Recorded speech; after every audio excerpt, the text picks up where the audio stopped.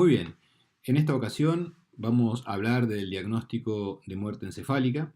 Mi nombre es Augusto Luisi y soy profesor titular de la Cátedra de Anatomía A de esta facultad. También participo como docente autorizado en la Cátedra de Neurología de la Facultad de Ciencias Médicas y soy profesor titular de Neuroanatomía y Neurofisiología en la Facultad de Psicología de nuestra universidad. Eh, Agradezco la invitación que año a año me hace el profesor Clemente Raimondi, eh, cuya generosidad me permite a mí participar y compartir con ustedes esta clase en la cual me he desempeñado durante muchos años trabajando, realizando precisamente el diagnóstico de muerte encefálica. Esta frase, como dice en la imagen que ustedes ven, nos hace referencia a lo siguiente. El diagnóstico de la muerte nos muestra una paradoja, sobre todo cuando decimos que diagnosticar la muerte es vital. ¿Qué estamos diciendo? Que en tal sentido, esa afirmación nos basamos por el pleno conocimiento que estamos frente a la posibilidad de permitir continuar la asistencia de pacientes que, sin el oportuno diagnóstico de muerte en los casos que sí lo ameritan, se convertirían en nuevos óbitos. Es necesario hacer un diagnóstico oportuno para poder continuar con el ciclo de vida. Eso es lo importante y lo trascendente en esta primera frase que creemos fundamental. Vemos ahora una serie de ítems con diferentes denominaciones. Eso puede generar confusión porque la denominación de muerte bajo criterios neurológicos, como vemos en tercer lugar, haría suponer que se trata de un tipo de muerte cuando en realidad la muerte es una sola, siendo diferentes los momentos en que pueden ser determinadas. Pero es importante que nosotros como estudiantes sepamos saber cuándo, dónde se inicia ese proceso biológico y la respuesta es una sola, es en el encéfalo. Sin embargo, es habitual escuchar decir, hay dos tipos de muerte, la muerte cardiorrespiratoria, la muerte del encéfalo. ¿Cuál es el tipo de muerte? Y vamos a ver y explicar, mejor dicho, que esa doble inexactitud que encierra esa afirmación. ¿Por qué? Porque muerte hay una sola. Expliquemos entonces. En primer lugar, no existen varias muertes. El ser humano cuando muere lo hace por única vez. Pero es importante remarcar que lo hace atravesando un proceso irreversible, biológico y asincrónico. Y el punto de partida no es otro que el mismo encéfalo. Su destrucción tiene dos mecanismos básicos. Uno por acción directa. Por ejemplo, puede ser un traumatismo encefalocraniano, accidentes cerebrovasculares, donde son los más frecuentes esos que acabo de mencionar, y el encéfalo deja de funcionar y lo hace en forma irreversible. Y ahí comienza un proceso que en sus etapas iniciales no impide que varias vísceras sigan funcionando con ayuda tecnológica. Es el caso del corazón, con un soporte farmacológico, el caso de los pulmones, con asistencia respiratoria mecánica, todo en un contexto de un sistema de guardia, de atención en una unidad de terapia intensiva, por ejemplo, durante un breve periodo de tiempo, ya que no es posible suplantar a la función coordinadora e integradora del encéfalo. Se hace de manera artificial y por poco tiempo. Ese es un mecanismo directo. Hay un mecanismo indirecto, que puede ser el paro cardíaco, la parada cardíaca, con la detección del corazón, y eso a su vez provoca la falta de flujo sanguíneo en los demás tejidos, y precisamente ese hipoflujo en el encéfalo determina su muerte. Eso por un lado.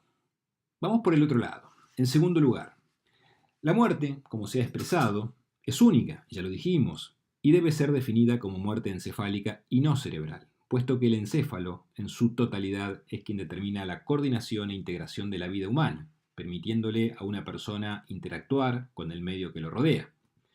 Recordemos que anatómicamente el encéfalo se halla compuesto del cerebro y del tronco cerebral, y en conjunto forman el encéfalo.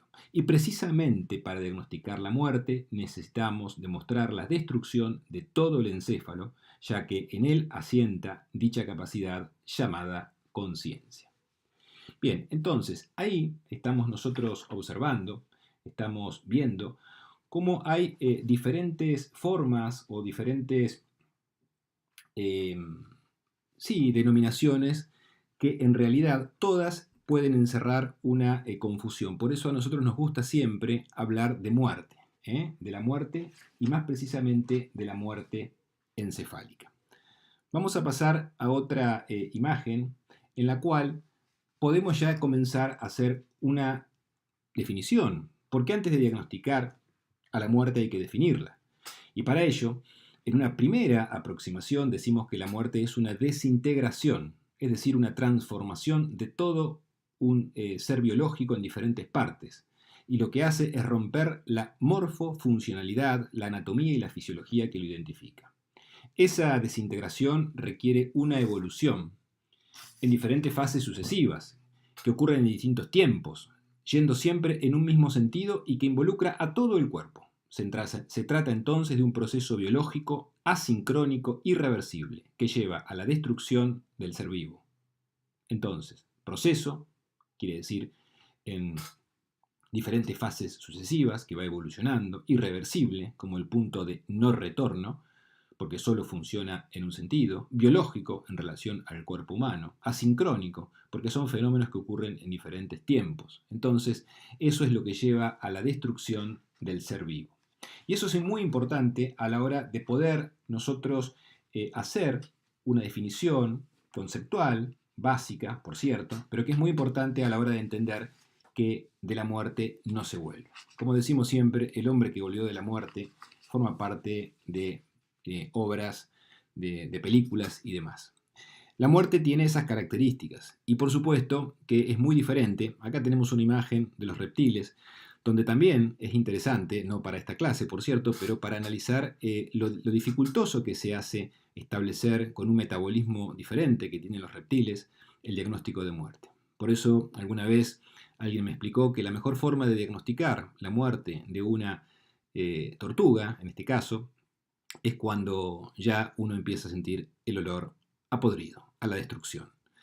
¿Por qué? Porque el metabolismo es distinto y ya lo veremos en relación a los requisitos que nosotros vamos a tener en cuenta para hacer el diagnóstico de muerte encefálica. Como siempre, la historia nos aporta muchas cosas importantes y de interés para nuestro aprendizaje. Hay variados desconocimientos a lo largo de toda la historia de la humanidad que han envuelto al diagnóstico de muerte en zonas grises, siempre se ha estado muy lejos de una definición exacta como la que estamos, o precisa como la que estamos considerando en este momento. La primera descripción semiológica de la muerte no pudo ser elaborada por otro que no fuera el mismísimo Hipócrates, considerado el padre de la medicina, quien en su libro De Morbis describió las modificaciones de la cara de un moribundo, aún vigente en la actualidad, lo habrán estudiado en semiología, la fascia hipocrática. Sin embargo, ya en los primeros tiempos existía un modo de descubrir la llegada de la muerte. Un poco tarde, por cierto. Lo hacía a través de los olores de la putrefacción del cadáver, como hacemos ahora con las tortugas, ¿no? Ayudándose también a la comprobación de su frialdad, su rigidez. Eran tiempos que se creía que al morir las personas continuaban con una vida diferente, motivo por el cual, junto a los difuntos, dejaban alimentos para la otra vida. Luego, en la época antigua, la muerte se la asociaba con la ausencia de respiración, al punto que se hacía referencia a la salida del alma del mismo cuerpo. Como dice el libro del Génesis, Dios sopló en su nariz el soplo de vida y fue el hombre un ánima viviente. No obstante, aún en nuestro medio es habitual oír decir, ¿viste? Dio el último suspiro o el último respiro, cuando queremos referirnos a la muerte de una persona. Siguiendo la historia y un prolongado tiempo de oscuridad, como sabemos en el conocimiento científico de la Edad Media, llegamos al siglo XVI, cuando en el periodo del Renacimiento hubo grandes avances en la ciencia y en la comprensión de la fisiología del cuerpo. Ustedes saben que el descubrimiento de la circulación sanguínea por Harvey marcó un hito que posicionó al corazón como un órgano fundamental en la fisiología humana y vinculaba la muerte con la interrupción de los latidos cardíacos. Se comenzaba en esos tiempos ya a imponer el concepto de muerte bajo criterios cardiorrespiratorios. La semiología de la muerte consistía en comprobar la ausencia de pulso y colocar un espejo cerca de los labios del paciente, y cuando se empañaba se determinaba que aún estaba con vida. No obstante, la certificación de la muerte por el cese de la función cardiorrespiratoria se ponía en duda ya en esos tiempos. Haciendo un poco eco del imaginario social de la época, siempre recordamos a Edgar Allan Poe, cuando estremeció a la humanidad con su cuento Enterramiento prematuro, ya por los años 1800, 40-45, donde describía ingeniosos mecanismos para la apertura de un ataúd ante un mínimo movimiento de un muerto, que en realidad no había llegado a dicho estado, no estaba muerto. Pero ya había dudas. Entonces empezó a establecerse la necesidad de contar con un lapso de tiempo, habitualmente era de 24 horas, periodo en el cual comenzó a velarse al difunto y de ese modo esperar a que aparezcan los signos cadavéricos. Pese al momento de incertidumbre en esa época, quizás la primera definición científica de muerte fue realizada a cargo de Billat, quien sostenía que la muerte era la detención funcional del sistema nervioso, de la circulación, de la respiración y de la temperatura corporal. De alguna manera, acá, siguiendo a estos autores, vemos también cómo fueron apareciendo otros avances, como el invento del estetoscopio de René Laennec, donde pudo evaluarse la función cardíaca y respiratoria de una manera nunca antes lograda, justamente cuando diagnosticar la muerte consistía en demostrar el cese irreversible de las funciones cardiorrespiratorias en la coordinación del encéfalo. Y así pasaron los años, y a fines del siglo pasado, y con el gran desarrollo científico y tecnológico, surgía una especialidad nueva, la terapia intensiva, que tenía a su cargo a pacientes críticos, es decir, con peligros de muerte. Los pacientes que antes morían, a partir de ese momento, empezaban a salvarse, gracias a sofisticados aparatos de asistencia respiratoria mecánica, los famosos respiradores, y al desarrollo de nuevas drogas que permitían mantener vital a los órganos centrales y determinantes de la vida misma, ¿no es cierto?, que según esos tiempos era el corazón y los pulmones. Sin duda, estos movimientos en la ciencia fueron muy revolucionarios en el tratamiento de los enfermos, que estaban luchando por la muerte y hasta permitían, permítame el término, de resucitar pacientes que estaban muertos por minutos. Ese entusiasmo inicial rápidamente fue cediendo porque empezaban a aparecer vicisitudes, hasta ese momento impensadas, y también tener en cuenta que no dejaban de sorprender. Comenzó a observarse pacientes que perdían todas las funciones encefálicas, pese a que sus principales órganos, hasta ese momento, como el corazón y los pulmones, mantenían su vitalidad, gracias a la tecnología empleada. Estaban presenciando un enfermo con un encéfalo muerto en un cuerpo con vida. En Lyon, durante el año 1959, un grupo de neurofisiólogos comenzaron a hablar de la muerte del sistema nervioso definida como un coma apneico, una ausencia de reflejos, tanto profundos como los del tronco encefálico, y un cerebro sin bioelectrogénesis, no había actividad eléctrica. Meses después, Mollaret y Goulon estudiaron pacientes con severas lesiones encefálicas y los caracterizaban con el nombre de coma de Passé, coma pasado, coma sobrepasado. Es decir, que estaban diciendo que sobrepasaba incluso al estado de coma. Eso nos querían decir estos autores. Aún no se lo homologaba al estado de muerte, pero sí ya se percibía en el ambiente que estaban frente a una enorme dificultad: encontrar el límite entre la vida y la muerte. Finalmente, la Academia Francesa de Medicina resolvió dejar de usar el término coma de Passé y lo reemplazó por el mort cerebral. Y así, un día histórico, el día 5 de agosto de 1968, merece destacarse como el momento crucial para el diagnóstico de muerte. Hay un punto de inflexión. La Asamblea Médica Mundial, desarrollada en Sydney, proponía un cambio en el concepto de muerte donde la misma no tenía que ver con la preservación o no de células aisladas, sino con la desaparición de las características propias del ser humano mismo. Al mismo tiempo, la Asociación Médica Americana publicaba los informes de la Universidad de Harvard en el que establecía un nuevo criterio de muerte con la definición de coma irreversible. Empezaron a imponerse los criterios de Harvard, donde la muerte comenzó a diagnosticarse, y acá viene el nombre, bajo criterios neurológicos. Al mismo tiempo, en diferentes países del mundo, comités de expertos comenzaron a reunirse para enunciar sus propios criterios. Surgía de este modo el concepto de que la muerte encefálica es sinónimo de la muerte del individuo. Y entonces, en este momento de la historia, llegamos a un punto cúlmine. Y entonces nosotros hablamos ahora de muerte. ¿Y qué es la muerte? Otra vez, es un cese irreversible. Le agregamos de las funciones de las estructuras neurológicas intracraneales, tanto hemisféricas como troncales. Una definición simple, anatómica, neurológica, pero básicamente médica, porque tenemos que pensar, como dijimos al principio, que la muerte es única.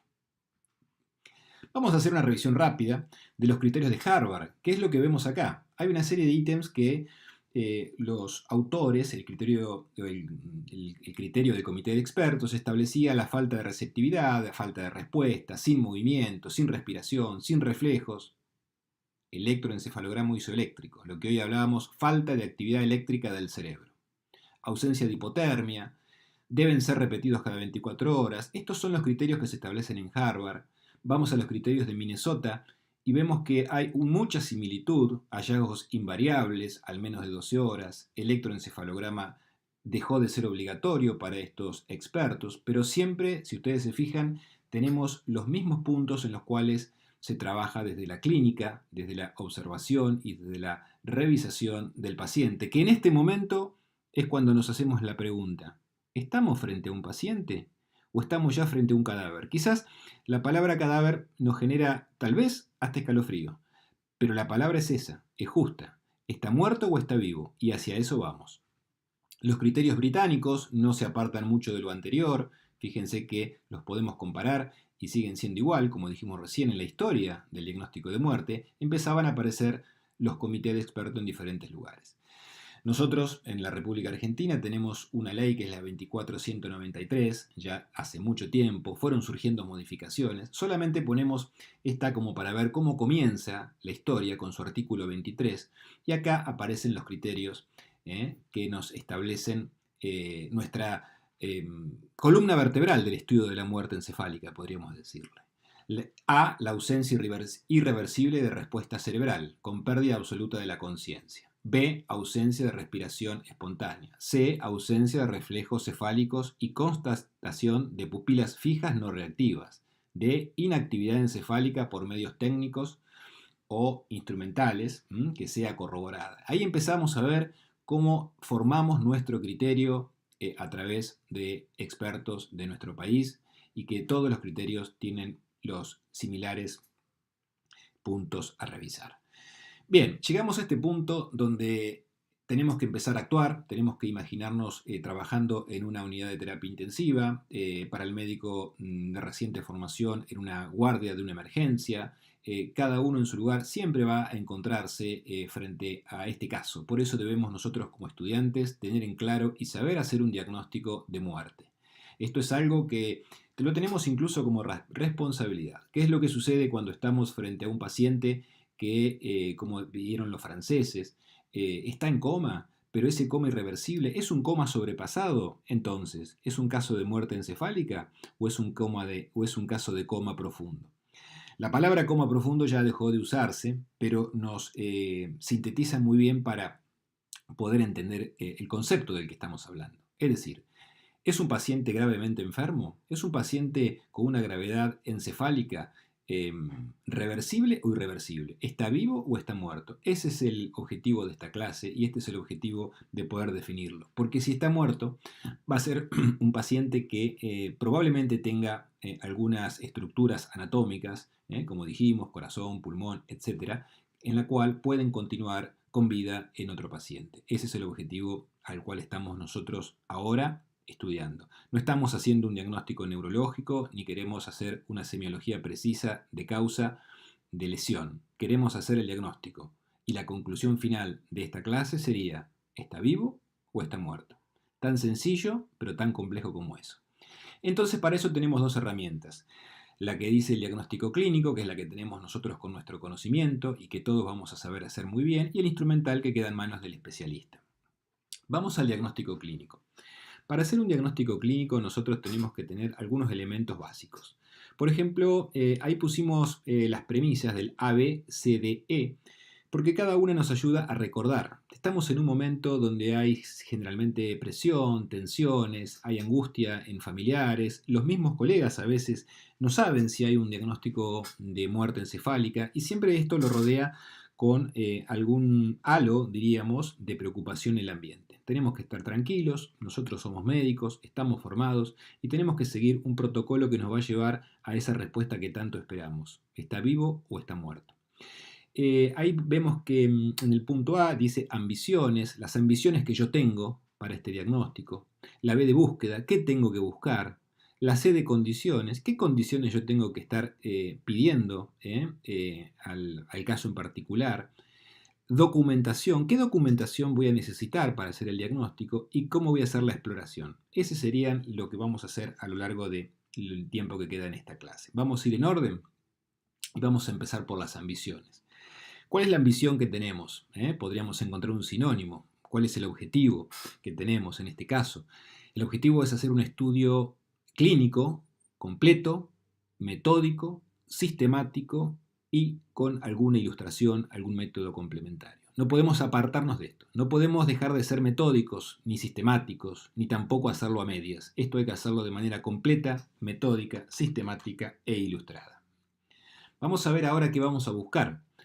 Vamos a buscar en el paciente, que vamos a revisar, vamos a buscar si tiene realmente o no un coma arreactivo, si tiene o no ausencia de reflejos troncoencefálicos y si tiene o no una apnea. Eso es el objetivo que vamos a perseguir en nuestra búsqueda. Eso es lo que nosotros vamos a buscar. ¿Qué condiciones nosotros vamos a pedirle, dicho de alguna manera, a ese estado, a ese paciente, a esa situación? Vamos a tener que determinar si la causa, cuál ha sido la causa. Las causas conocidas más frecuentes en estos casos en los cuales nosotros trabajamos son los traumatismos encefalocranianos con destrucción de la masa encefálica, los accidentes cerebrovasculares masivos y los casos de anoxia, a veces por inmersión, por sumersión, por encefalopatías anóxicas, por paradas cardiorrespiratorias con mucho tiempo de reanimación. Prerequisitos. Este punto es crucial en el comienzo y en las condiciones que debemos tener nosotros. ¿Por qué? Piensen ustedes que si el paciente no tiene una adecuada estabilidad cardiocirculatoria, podemos incurrir en algún error. No es lo mismo revisar un paciente con presión arterial normal que un paciente hipotenso. Un paciente hipotenso puede tener fallas en la evaluación neurológica y entonces las faltas de reflejos pueden estar dadas por la hipotensión arterial. Sigamos viendo otros puntos. La hipotermia. Cuando un paciente está hipotérmico, muy probablemente tenga respuestas en los reflejos alteradas y eso se debe a la baja temperatura. Por eso que incluso la hipotermia, en algunos casos de la terapia intensiva neurológica, se usa como tratamiento. Entonces, ojo, debemos corroborar que la temperatura sea la adecuada, que la estabilidad cardiocirculatoria esté controlada. No tiene que haber alteraciones metabólicas, no tiene que haber tóxicos en sangre, no tiene que haber fármacos depresores del sistema nervioso central. Porque si nosotros revisamos un paciente con fármacos depresores, como puede ser, por ejemplo, un paciente accidentado que tuvo que requerir una neurocirugía de urgencia y todavía están circulando los fármacos depresores, en este caso anestésicos, cuando vamos a revisarlo vamos a encontrar que no tiene reflejos. Y si no tiene reflejos, en este caso va a ser por los fármacos. No quiere decir que el paciente tenga un diagnóstico de muerte. O sea que fíjense la importancia que tiene cuando uno tiene que certificar un diagnóstico de muerte. No puedo hacer esa prueba clínica frente a estos prerequisitos si no están dentro de las condiciones que están normadas. Por eso es importante subrayar claramente y no apresurarnos a tomar consideraciones sin establecer que los prerequisitos deben estar siempre dentro del rango de la normalidad. Vamos a la documentación. ¿Qué documentación nosotros necesitamos? Necesitamos ver el diagnóstico, en este caso una imagen como la tomografía, la presencia de informes que nos ratifiquen que el laboratorio, la analítica de sangre está bien, que no hay tóxicos. Todo esto tiene que estar constando en la historia clínica y herramienta para poder seguir actuando. Yo tengo esa documentación que me lo acredita. Tengo las condiciones que ya habíamos hablado. Bueno, ahí sí recién voy a llegar al último punto, que es el punto E, que es la exploración, o sea, la semiología. Acá en la semiología tenemos que hacer una semiología muy dirigida a conocer los aspectos del cerebro, por eso hablamos de una semiología neurológica cerebral, una semiología neurológica del tronco del encéfalo y la realización del test de apnea. Eso serían de manera sencilla y práctica cómo tengo que ordenarme y cómo tengo que ser, como dijimos hoy, metódicos y sistemáticos para hacer la evaluación. Vamos a ir viendo ahora cada una de estas pruebas. Son pruebas que ustedes ya conocen de neurología, de semiología, pero vamos a hacer especial énfasis en algunos aspectos importantes para que ustedes recuerden qué cosas tenemos que tener en cuenta. Es importante recordar otra vez que estamos haciendo diagnóstico de vida o de muerte. Con eso somos reiterativos porque a veces uno se confunde y piensa que tiene que hacer un diagnóstico de lesión. Estamos haciendo un diagnóstico de vida o de muerte. La exploración neurológica cerebral se hace clínicamente aplicando un estímulo doloroso en cualquier territorio de los nervios craneales. Y en ese caso no debe haber ningún tipo de respuesta motora. ¿Esto qué significa? Que uno tiene que estimular siempre el territorio del nervio craneal. Por ejemplo, puede ser la estimulación supraorbitaria, la del facial en el ángulo, en el agujero estilomastoideo, detrás del pabellón auricular, como ustedes ya saben, y delante de la apófisis mastoides. O sea, buscar los puntos en los cuales yo debo despertar dolor, alguna mueca de dolor. La mueca es una contracción del músculo facial, eso está determinando la movilidad del facial, y obviamente, como ustedes saben también, si yo estimulo una parte sensitiva, estoy estimulando el trigémino y el sistema nervioso responde a través del facial, o sea que estoy analizando el circuito trigémino facial que se integra en el tronco cerebral. Si hay una mueca de dolor, si hay una mínima respuesta motora que se examina, que puede ser de las que ustedes puedan observar, estamos estableciendo una integración de ese circuito y estamos hablando de un paciente. Es decir, acá nos demuestra que hay vida y por lo tanto, de manera categórica, sin ningún tipo de dudas, podríamos decir que aquí se termina la exploración. Y yo, frente a esa respuesta motriz de un paciente que lo estimulo y hace un movimiento, una mueca, una contracción muscular, me está hablando de una integridad, tal vez mínima, pero eso es vida, eso no es muerte.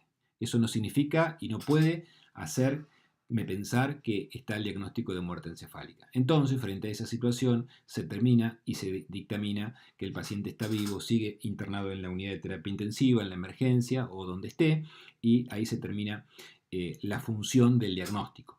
Claro, ¿qué pasa si eso no sucede? Si no hay ningún tipo de respuesta motora. Bueno, si no hay ningún tipo de respuesta motora, pasamos al otro paso, que es la exploración del tronco encefálica.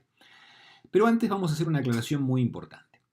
En la exploración neurológica cerebral hay una cuestión que tiene mucha trascendencia clínica y diríamos también hasta podríamos llamarla social. ¿En qué sentido? Fíjense acá cómo nos explica que en la muerte con el corazón batiente, es decir, la muerte con un corazón sano, existe una desconexión de la médula con las estructuras neurológicas intracraneales, por lo que pueden observarse funciones reflejas o automáticas y no invalidan el diagnóstico de muerte. Esto quiere decir que si yo hago un estímulo sobre, por ejemplo, en algunos estímulos dolorosos clásicos en semiología, como en el pulpejo de los dedos o haciendo una presión sobre el pezón, y el paciente responde con algún movimiento del miembro, estamos hablando de una integridad del arco medular. Y la médula no es un patrimonio de las estructuras intracraneales que las necesitamos nosotros como diagnóstico para demostrar la muerte. Entonces, por eso es que un movimiento, muchas veces reflejo o automático, no va a invalidar el diagnóstico de muerte encefálica. Pero entonces, ¿qué significa? ¿Que el muerto se mueve? Claro, puede ser posible. Que puede ser que haya un movimiento automático y eso no es diagnóstico de vida, es un diagnóstico de una respuesta refleja o automática. Y eso es muy importante que lo tengamos en cuenta porque si no puede generar confusión y puede ser contraproducente. Esta imagen que pusimos acá es más que nada para graficar un poco esa desconexión. Fíjense lo que estamos viendo. Un jarrón, estamos viendo flores en su lugar, en su jarrón, quiero decir. Seguramente ese jarrón tiene agua y seguramente esa persona las puso ahí para que se mantengan con vida. Eso es muy parecido a lo que pasa con el sistema nervioso central. Ustedes ven ahí unas flores, que pueden ser muy lindas, pero en realidad, si nos ponemos a analizar, no es otra cosa que cadáveres de flores, flores muertas, flores que están desconectadas. Y ese florero, y tal vez parece un respirador mecánico, y el agua que tiene ahí, y quizás sea la dopamina. Todas estas metáforas son para poner de manifiesto cómo nosotros, al mismo modo, que a veces que una flor, estamos en presencia de un paciente desconectado. Bueno, no voy a entrar en precisiones de la botánica, que no es mi tema, no sé si hay excepciones, pero estamos viendo de manera gráfica el concepto que queremos transmitir. No se olviden ustedes que acá hay una desconexión y ahí hay una desconexión. Vamos a un terreno más biológico. Vamos a ver esta imagen. Fíjense cómo de repente observamos un gallo parado en una pata, en el cual nadie duda que ese gallo está parado y vivo. Vemos en la figura inferior apetitoso plato donde hay un pollo cocido y donde creo que todos vamos a coincidir que ese pollo está muerto, ¿no? Y está lindo ya para comerlo. Pero ¿qué pasa a la derecha de la pantalla?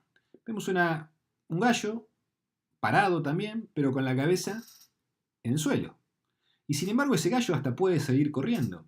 ¿Ese gallo está vivo o está muerto? Bien, claramente está muerto. ¿Y por qué corre? Porque tiene reflejos automáticos, porque tiene reflejos involuntarios. Pasa con muchos animales y ahí es claro donde vemos lo que vimos hoy en el ejemplo que dimos desde la clínica de un paciente. Entonces, que no tenga la cabeza ya nos está diciendo que está muerto. Que camine significa que está teniendo reflejos de automatismo medular. Bueno, hicimos un primer paso y nuestro paciente vamos a suponer, hipotético, que no ha tenido respuesta, por lo tanto, seguimos trabajando. Vamos a hacer la evaluación neurológica troncoencefálica.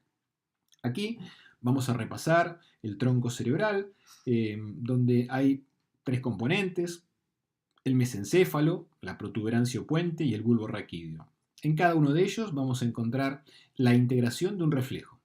Eso seguramente ustedes lo recuerdan de semiología o lo repasan, porque el reflejo fotomotor que está ubicado primero porque es el más alto, es el que está en el mesencéfalo, su integración, y el tusígeno es el que está más bajo, en el bulbo raquídeo. Y el óculo cefalógiro tiene gran componente en la protuberancia. Entonces, ¿qué ocurre? Fíjense cómo ese orden también es metódico, es sistemático y nos permite tener una correlación anatómica con el nivel correspondiente al tronco encefálico. Y eso es importante realizarlo en ese mismo sentido y en ese mismo orden. Por lo tanto, hay que comenzar por el reflejo fotomotor. Vamos ahora a hacer una rápida y sencilla revisión de estos reflejos en estos casos particulares. Recuerden ustedes que estamos frente a un paciente y vuelvo a la repetición para que nos hagamos una idea de dónde estamos, en un paciente en una guardia, en un servicio de emergencia, que tiene un respirador conectado con un tubo orotraqueal o una traqueotomía, que tiene múltiples vías, que tiene una asistencia con drogas vasoactivas. Entonces, en ese caso estamos hablando, en un paciente gravemente enfermo en ese contexto. Entonces, vamos a hacer reflejo fotomotor. ¿Qué hacemos? Acercamos una linterna, una fuente de luz, descartamos que no tenga ningún colirio colocado, porque eso a veces puede provocar alguna distorsión en la recepción de la respuesta, y lo normal es que veamos una contracción de la pupila. ¿Qué es lo que vamos a encontrar? Podemos encontrar muchas cosas, pero lo que tenemos que ir a buscar en nuestro diagnóstico es ver si esa pupila responde. Si hay un pequeño movimiento llamado hipus pupilar, si hay un movimiento muy tenue, nos está demostrando que hay una integración del reflejo fotomotor. Entonces, estamos frente a un paciente, otra vez. La única forma de poder aseverar que debemos continuar el estudio, que debemos seguir con el reflejo siguiente, es si ese reflejo nos da una respuesta que se da en la muerte encefálica. ¿Y cuál es? La presencia de pupilas arreactivas más allá de la forma y el tamaño. Entonces, ¿qué ocurre?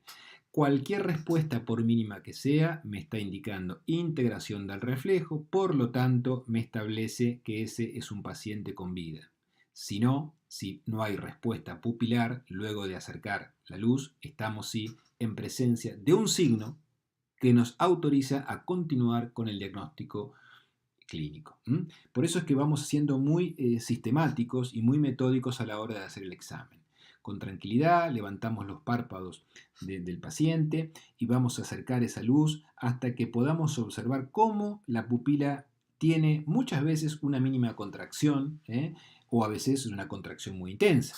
Se pueden encontrar ustedes que en este caso pueden acercar la luz y directamente la pupila se pone miótica. Entonces, bueno, ahí está claramente demostrado que es un paciente con vida. Nadie puede decir que es un muerto si tiene una contracción pupilar, porque estamos viendo que eso se integra en el mesencéfalo. Y si el mesencéfalo está sano, entonces hay vida. Vamos a hacer otra respuesta, también muy similar, con un pequeño trozo de algodón, se acerca a la córnea, teniendo presente que no tiene que haber edema corneal, no tiene que haber colirios como dijimos anteriormente. Muchas veces en los casos de pacientes traumatizados, como son estos, existen lesiones oculares, e incluso a veces hay la pérdida, la enucleación de un globo ocular, y entonces no podemos hacer el diagnóstico en este caso. ¿Qué se hace en esa situación? Se recurre a un método complementario realizado por un especialista. Por eso es que siempre, como pasa en medicina, hay muchas variables. Estamos haciendo un examen clínico partiendo de la base de un paciente que lo podemos revisar en forma completa, pero vamos a ver que hay excepciones que debemos conocer. Cuando se acerca la torunda de algodón, la respuesta lógica o normal, mejor dicho, es una contracción palpebral, un lagrimeo, eso indica una respuesta. ¿Qué pasa si no hay ninguna respuesta observable? Estamos ante la falta de respuesta y por lo tanto también seguimos en el camino de este diagnóstico y seguimos y pasamos al reflejo siguiente. Porque hasta ahora, fíjense, si hubo un coma reactivo, no hubo respuesta al dolor, no hubo respuesta de la pupila, no hubo respuesta de la córnea, entonces nos está diciendo que hay que continuar con el siguiente. Y el siguiente es el óculo cefalógiro. Hay que girar la cabeza, hay que colocarse detrás de la cabecera del paciente. Hay que tener cuidado, obviamente, porque muchas veces en los traumatismos tenemos traumas que hay que inmovilizar la columna cervical, entonces este reflejo no se puede hacer. Cuando no se puede realizar recurrimos a métodos complementarios, pero vamos a suponer que se puede realizar. ¿Y qué es lo que observamos? Vamos a encontrar una desviación conjugada de la mirada, puede ser opuesta al movimiento, puede hacer un movimiento de nistagmus, puede haber una muy grande variación a veces en este tipo de respuesta. Pero lo habitual es la desviación ocular conjugada opuesta al movimiento. ¿Qué es lo que pasa en los casos que no hay respuesta? Queda el ojo fijo, queda el globo ocular, decimos siempre, como si estuviese cementado a la órbita. Es cuestión de verlo, el que lo ve una vez no se lo olvida más, como pasa siempre en la semiología, tan importante en medicina. La mirada queda centrada, fija, por eso se le llama ojos de muñeca. Siempre hacemos la aclaración importante, ¿no? Porque, bueno, la tecnología incluso ha modificado muchas cosas y antes los ojos de muñeca, es una definición muy antigua, eran fijos. Y hoy nos encontramos que hay muñecos que se le mueven los ojos. O sea que ojos de muñeca a la antigua, fijos, globos oculares, por eso digo, cementados a las órbitas. Eso es lo que pasa cuando estamos en presencia de un posible caso de muerte encefálica. El reflejo óculo-vestibular, siguiendo en el orden, ya estamos en el límite más bajo de la protuberancia. Hay un método, se coloca la cabeza a 30 grados, se prepara, ¿no es cierto?, una jeringa con agua fría, 60 centímetros cúbicos. Se levantan los párpados para poder observar muy bien el globo ocular, a ver si hay algún movimiento, y se le instila el agua helada para que golpee contra la membrana timpánica. Por eso hay que tener en cuenta que esa membrana esté presente. Antes de realizarlo hay que hacer una otoscopía, porque si no tiene tímpano, el agua va directamente, como ustedes saben, al oído medio. Entonces, o no tiene que haber un tapón de ser importante que me impide la llegada del agua a la membrana timpánica. Son cosas importantes a considerar. ¿Cuál es la respuesta normal? Acá sí hay nistagmus. El nistagmus se hace presente de muchas formas. Es un tema muy interesante, como habrán visto en neurología y también en otorrinolaringología. No es un tema que vamos a abordar nosotros. Lo que sí vamos a abordar es que la presencia del nistagmus en cualquiera de sus variantes es una muestra de paciente con vida. En el muerto no hay movimiento ocular. Se instila el agua helada, se coloca en la posición adecuada, por cierto, y no se observa ningún movimiento. Ese es otro elemento más para incrementar nuestra sospecha que estamos frente a un paciente sin vida. Puede pasar acá, pese a que todo lo anterior dio respuesta normal y que acá no haya haya un movimiento ocular. A ver, vuelvo a explicarlo. Puede ser que los anteriores me den signos de muerte y aparezca un nistagmus. Sí, puede ser. Eso ocurre a veces. Encontramos un caso donde un paciente no responde al dolor, no tiene respuesta pupilar, no tiene respuesta corneana, no tiene respuesta oculocefalógira. Le instilamos agua fría y tiene nistagmus. ¿Qué pasó? Está vivo. Claramente con un daño neurológico muy severo, claramente en una gravedad extrema, pero está vivo, no es un muerto. No hacemos diagnóstico de muerte encefálica. Pasamos al siguiente reflejo. Puede ser que hasta ahora todo me dé negativo en el sentido de que no hay signos de vida.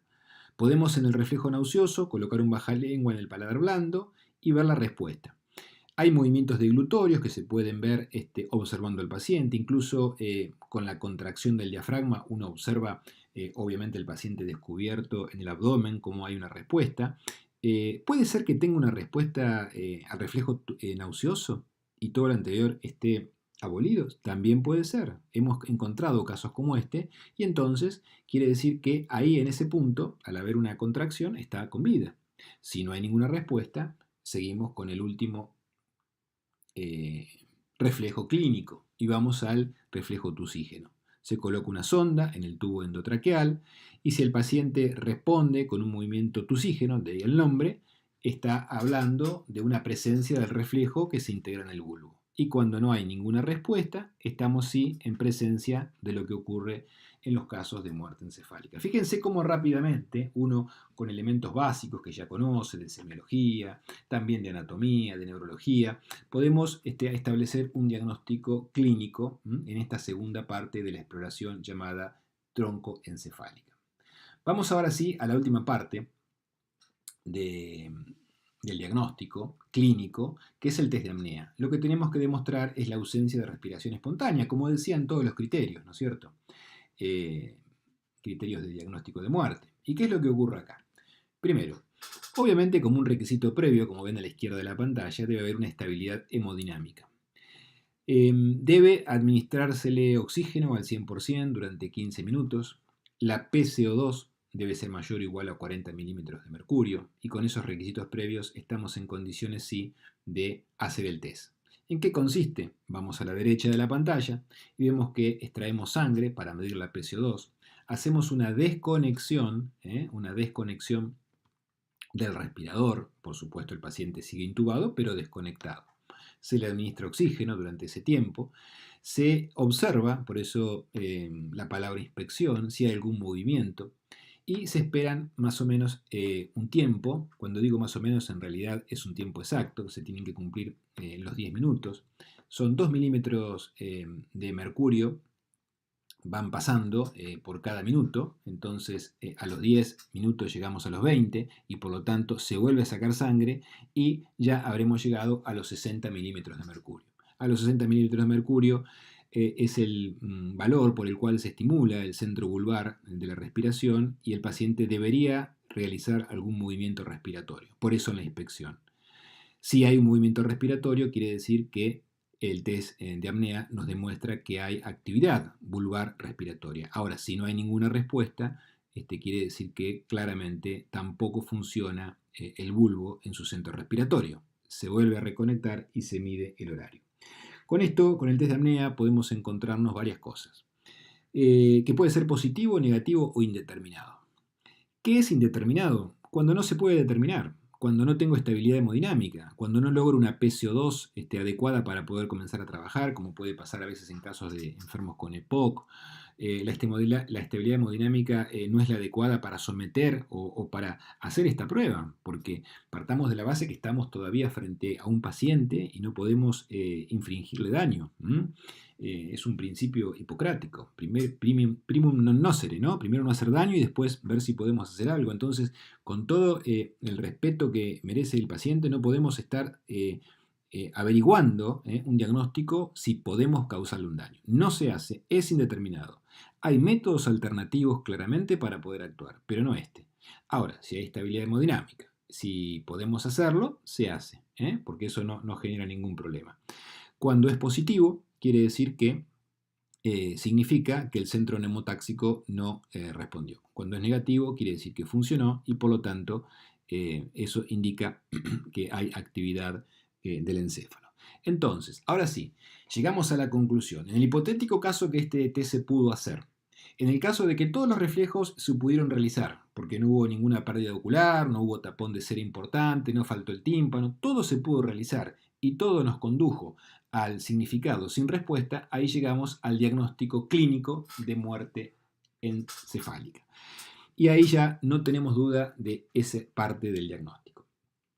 Ahora bien, existe un consenso generalizado que el diagnóstico de muerte se sustenta en la pérdida irreversible de una función que distingue lo esencial del ser humano, que integra el funcionamiento del cuerpo como un todo y que no puede reemplazarse mediante el desarrollo tecnológico actual. Es irreemplazable.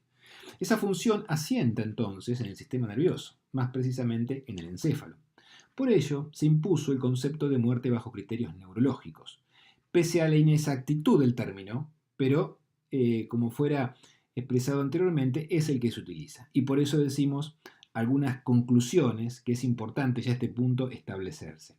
Primero, como dijimos al principio, la concepción del cese irreversible de todo el encéfalo, como hemos visto recién, se ha impuesto. ¿Por qué?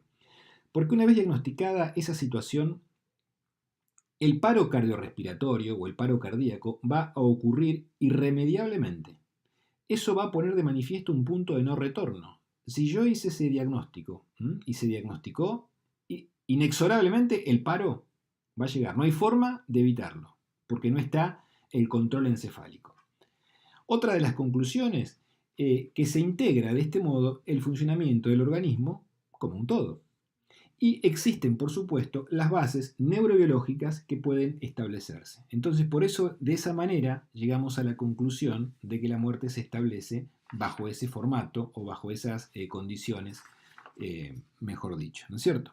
Bueno, entonces, en este diagnóstico instrumental, me estaba apurando, hay estudios neurofisiológicos como los electroencefalogramas, los potenciales evocados, y hay estudios por imágenes como el Doppler transcraniano, la gammagrafía y la arteriografía. Son estudios, por supuesto, en manos de especialistas que deben realizarse.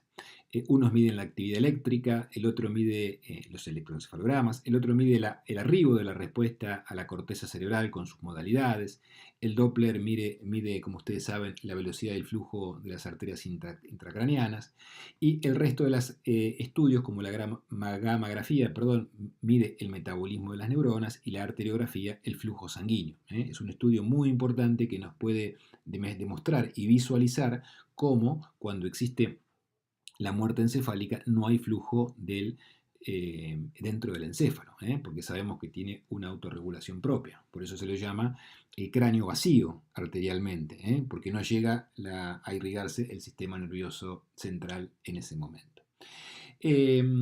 Entonces, como otra consideración a realizar, fíjense que hubo diferentes métodos, pero no hay una única prueba diagnóstica, única, ¿no?, que pueda medir todo. Cada uno tiene lo suyo y se utiliza de acuerdo a las necesidades de cada caso en particular. Ya llegando al final, vamos a establecer algunas conclusiones. La muerte resulta, y miren, fíjense ustedes que está subrayado, fácilmente, la muerte resulta fácilmente evaluable, y a eso queremos llegar. Mientras estemos con un protocolo metódico sistemático y completo, mientras esté estandarizado los pasos a seguir, no hay ningún inconveniente en diagnosticar la muerte encefálica. Por supuesto que pueden haber dudas, y en ese caso se recurre al especialista. Cuando cualquiera de ustedes esté frente a un caso de duda, lo que debe hacer es hacer el examen que saben realizar, como hemos explicado.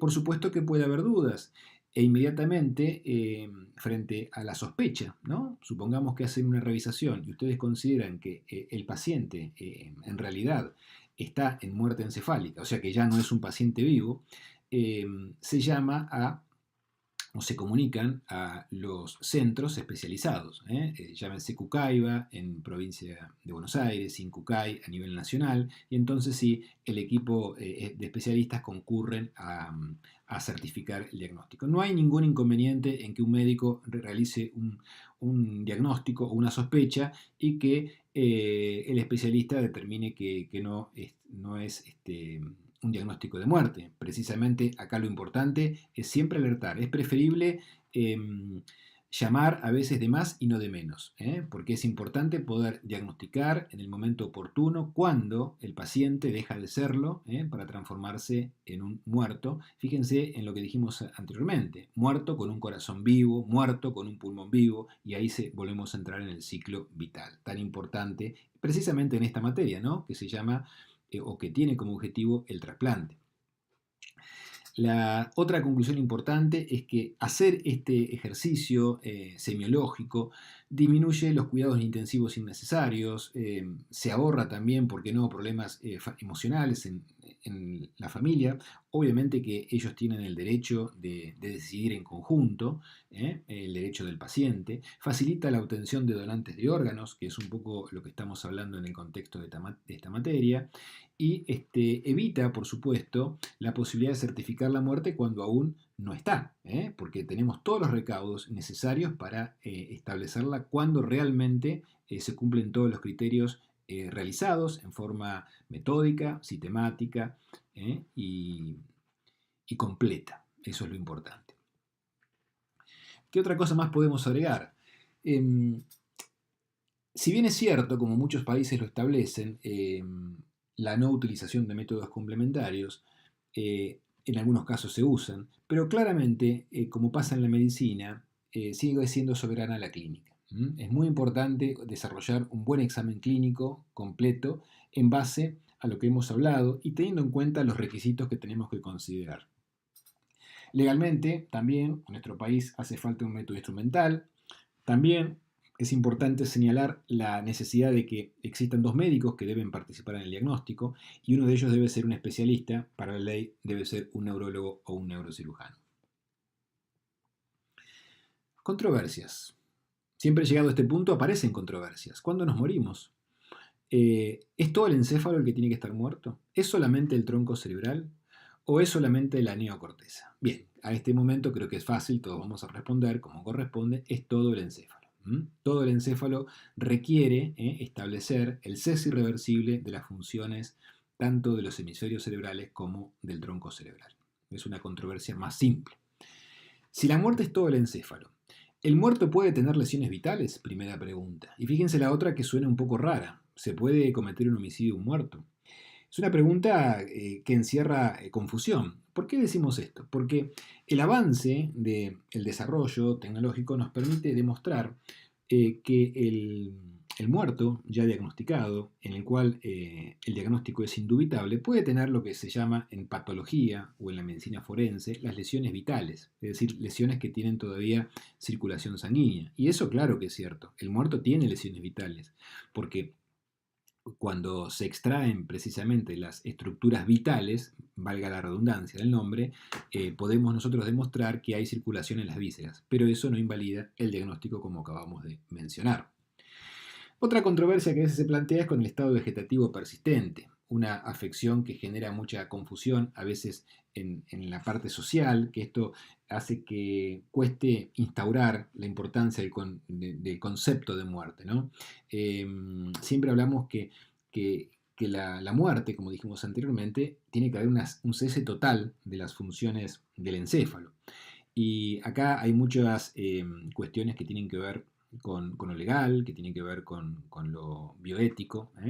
Muchas veces, como ustedes van a tratar, el tema de dejar morir o matar, el tema de la eutanasia, que no podemos ahora por cuestión de tiempo profundizar, que es un tema muy interesante, pero desde el cese de la administración del sostén, en casos que está permitida la eutanasia, y esto lo digo como ejemplo para que podamos razonar el concepto, a la parada cardiorrespiratoria hay un tiempo.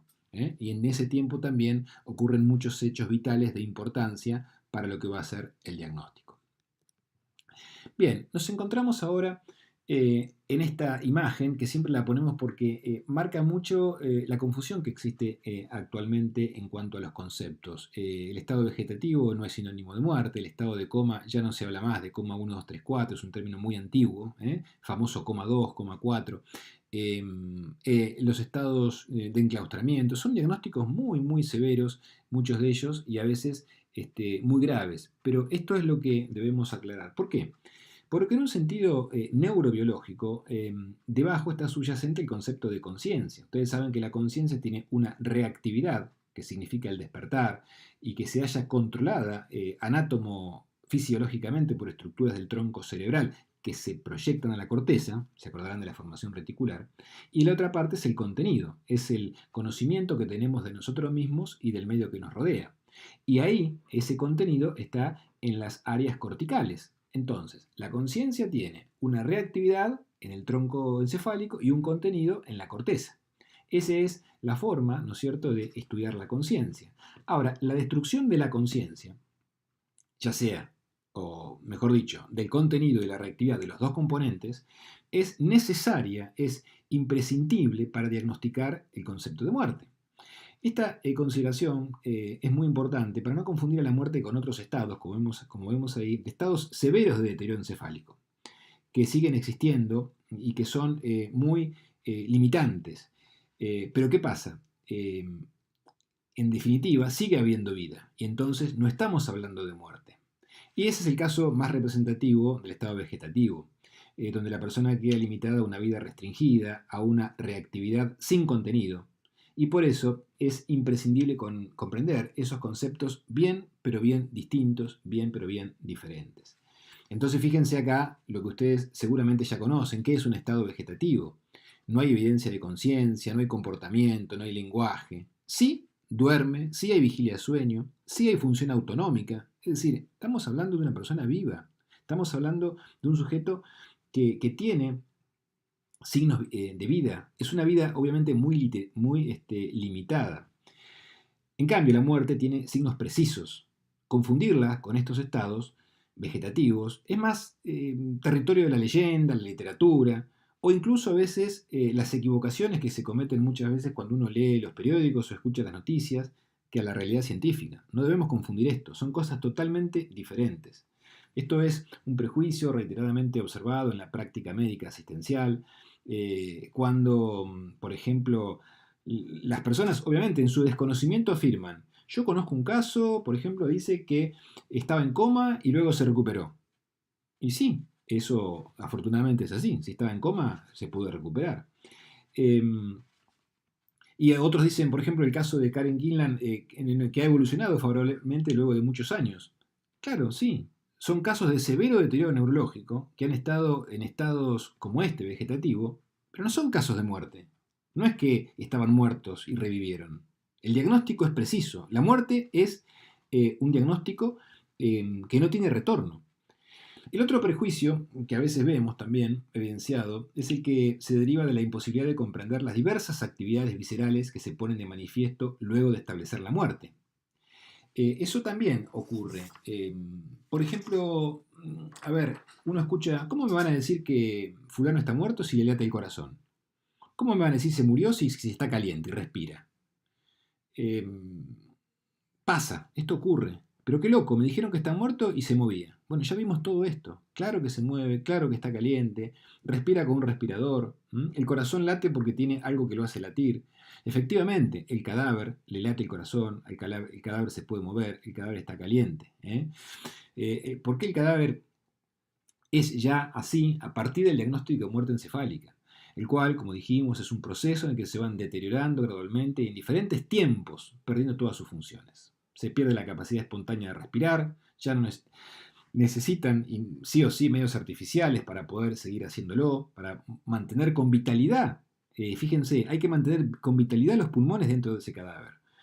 Utilizar métodos artificiales para conservar vivo lo más que se pueda ese corazón, que seguirá latiendo vivo en un cuerpo de quien en vida fue una persona. Esta forma de mantener la vitalidad de los órganos dentro de los cadáveres no es indefinida. Este es un punto a considerar, ya que pese a las medidas artificiales que se puedan adoptar, las funciones van a declinar progresivamente, luego de haber diagnosticado la muerte y hasta un cese completo. Y ahí sí aparece la parada cardíaca. En este caso, por eso es obvio afirmar que la parada cardíaca constituye un elemento más del proceso de muerte, pero que ya se inició con la comprobación de la falta de funcionamiento del encéfalo. Por eso, cuando ocurre el paro cardíaco, no significa que haya muerto la persona. Ya estaba muerto, pero con el corazón funcionando. Ni tampoco podemos decir que haya muerto el cadáver, ya que por definición el cadáver no tiene vida, pero sí puede tener un corazón vital y que puede conservarse en otra persona. que sin él seguramente también moriría. Entonces, fíjense la importancia que tiene para nosotros, para ustedes, el concepto y el conocimiento del diagnóstico de muerte. Por eso, acá, haciendo un resumen, hay estados de conciencia diferentes, ya definimos lo que es la conciencia, ya dijimos lo que es la muerte, y entonces, por eso, podríamos decir que a esta altura todos podemos hacer un diagnóstico de muerte encefálica. Como conclusión, y para ir cerrando ya el tema, ¿qué podemos decir? Que la muerte es un proceso irreversible, es un proceso biológico y asincrónico, que la muerte es única, que la muerte se inicia en el encéfalo, en forma directa por su afección grave, o en forma indirecta por falta de irrigación sanguínea, conceptos que ya repasamos. Que la muerte involucra al cerebro y al tronco encefálico. Que el diagnóstico hizo que se lo llame diagnóstico de muerte bajo criterios neurológicos. Pero fíjense, la muerte es una sola. No puede nunca confundirse con otros estados vitales, en los cuales hay un severo deterioro del encéfalo, como por ejemplo el estado vegetativo, pero ese está con vida. Y que la muerte de una persona no es incompatible con la vitalidad de varias vísceras. Y eso es importante para nosotros, repito, en este contexto. Es muy importante. La muerte de una persona no es incompatible con la vitalidad de tantas vísceras que pueden ser utilizadas. ¿O no? Y entonces, por eso, todo médico debe saber diagnosticar la muerte encefálica. O sea, con esto, ya en el cierre, espero que todos podamos diagnosticar la muerte, que todos podamos saber qué hacer, pero siempre a no dudar en los pasos a seguir, y en el caso de duda, igualmente tenemos la responsabilidad de comunicarnos con los centros de referencia que ya hemos mencionado. Ese es un poco el concepto que quería dejarles.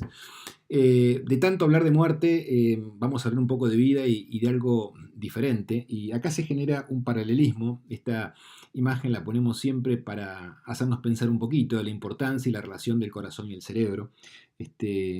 Obviamente, ustedes pensarán que en el caso particular, como neurólogo, yo defiendo al cerebro en contra del corazón, de ninguna manera. Todas nuestras estructuras son necesarias, pero en el caso de la muerte sí hay que marcar la importancia que tiene, ¿no? Y en el caso de la vida también. Miren acá esta frase tan antigua, ¿no? De Aristóteles, un sabio que dijo una vez: el corazón cálido y activo gobierna los procesos mentales. El cerebro frío e inerte enfría la sangre. Uno lo lee ahora y podríamos llegar a decir que fue la única falla de este sabio, de este genio de la historia de la humanidad, con tantas cosas que nos ha enseñado. Pero bueno, hoy sabemos que no es así, y sabemos que el corazón tiene una importante función, pero que el cerebro es el que gobierna al resto del organismo. Más acá en el tiempo, vamos a ver en los 1600, otra frase que a veces todavía sigue vigente: el corazón tiene razones que la razón no entiende. Fíjense qué frase particular.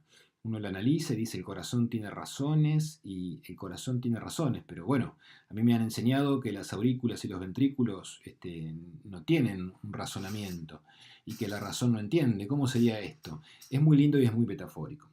Esto nos hace pensar y nos hace reflexionar en la importancia de diferenciar los conceptos de un punto de vista neurobiológico. Aunque parezca mentira y no sea muy, podríamos decir, muy romántico, pero que es así, nuestras emociones también son cerebrales. Vieron que a veces uno habla de frases como no seas tan cerebral, y bueno, en definitiva también lo pulsional, dirían los psicólogos, las emociones, nuestro sentido más íntimo también está relacionado, ustedes lo saben, con nuestro sistema límbico, nuestra encefalomedial, y por eso también nuestras emociones están en el cerebro. Del mismo modo que dijimos recién la muerte, podemos decir, con esta última imagen que nos grafica muy claramente cómo también lo romántico, ahí, cómo el enamoramiento está relacionado con el flechazo. Ahí vemos cómo Cupido en la imagen de abajo le hace a un cerebro enamorado y no a un corazón, ¿no? Porque si no directamente le haría una parada cardiorrespiratoria. Bueno, más allá de esto que no deja de ser una figura metafórica, es para ilustrar que siempre nosotros llevamos nuestras emociones en el cerebro, que siempre cuando nos morimos, la muerte es el cese irreversible de las funciones cerebrales. Y también cuando estamos contentos y cuando estamos felices y llevamos a alguien, fíjense ahora también otra paradoja, cuando decimos te quiero tanto, te llevo en el corazón. A partir de ahora deberíamos decir todos te quiero tanto, te llevo en lo profundo de mi cerebro límbico. Son formas de entender esta relación tan particular e importante que tiene el cerebro en las diferentes funciones de la vida. Pero más allá de eso, como dijimos anteriormente, en esta clase lo que se quiere subrayar y el objetivo que uno ha perseguido, y espero haber cumplido con las expectativas, es llegar a ustedes para que sepan cómo diagnosticar a la muerte encefálica y quitarnos de todo tipo de depresiones, porque somos todos médicos, seguramente pronto lo vamos a hacer y nos vamos a encontrar en esta situación. Entonces debemos nosotros en nuestra vida, y vuelvo a esta imagen gráfica, poder volar, como ahí vemos a los diferentes pájaros, volar libremente, disfrutar de nuestra carrera, que es una hermosa profesión, nos va a encontrar muchas veces en estas situaciones que obviamente las podemos sentir como tristes, pero tenemos que hacerle frente. Y tenemos que tener nuestra capacidad y en un momento, no digo dejar de lado las emociones, porque eso es imposible y eso es lo que nos caracteriza a los médicos, ¿no es cierto? La empatía, el compromiso con el prójimo, pero también nuestro tecné, nuestra técnica. Y acá debemos ser claros y precisos y hacer un diagnóstico completo, metódico, sistemático e ilustrado. Bien, le quiero agradecer ya al terminar otra vez al profesor Clemente Raimondi, ya hace varios años que me invita, no sé, creo que considera que es útil mi aporte, lo cual a mí me honra y me llena de orgullo participar en esta linda cátedra. Espero haberlos ayudado o acompañado en este tránsito, en esta partecita que tiene la materia, ¿no es cierto? Y que tengan claro cómo se hace el diagnóstico de muerte. Me dijo el profesor que próximamente vamos a tener una reunión para aclarar dudas, lo cual me pone muy contento y celebro la pregunta que me haga cada uno de ustedes porque acá lo importante es, como dije antes, acompañarlos en el saber, en el aprendizaje y en algo que me honra mucho en mi función, que es la formación de ustedes como médicos. Los saludo a todos y espero que tengan muchos éxitos en la materia, en la carrera y en la vida. Hasta muy pronto.